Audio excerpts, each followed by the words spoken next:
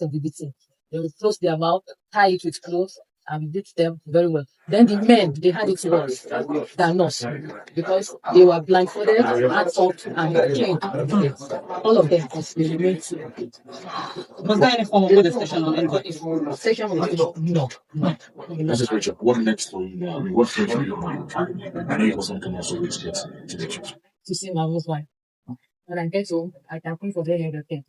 Definitely, that has to be something that will put for me. How many because of you also get the children because they're kids? Like, how many people? We set them up.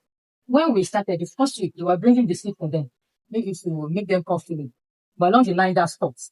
Then we had to move from one point to another. That was a major problem they had. When the place covered.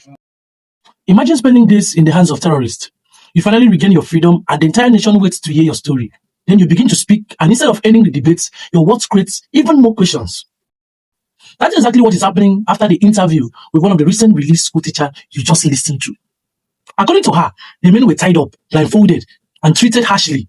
She said the women were not physically abused in the same way. She also revealed that the children were given biscuits on their first day in the captivity to make them feel comfortable. Yet she described the most painful part of the ordeal as the long trek through the forest that left many of them exhausted, bruised, and injured.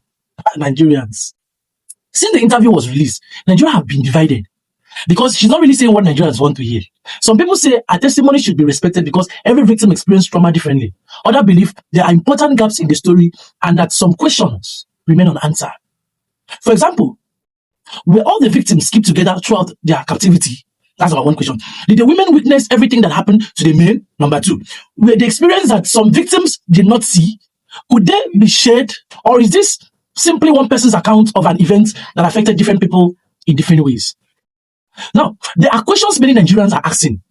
At the same time, it is important to separate questions from conclusions. There is currently no verified evidence that the interview was scripted or that the teacher was instructed by anyone on what to say. People are free to be skeptical, but claims of a cover-up or scripted testimony require evidence, not assumption. I beg. People are not sure. It's just assumption. People are just assuming. The truth is that kidnapping victims often return with memories shaped by fear, trauma, and survival.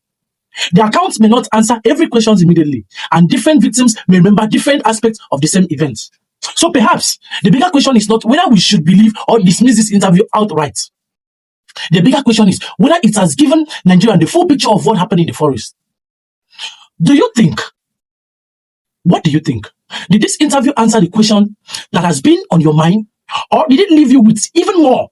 If you believe there are important details that still need to be clarified, what are they? Share your thoughts respectfully in the comment section. Let's have a conversation based on facts, evidence, and respect for the victim. I beg. She just came back. See you on my next video.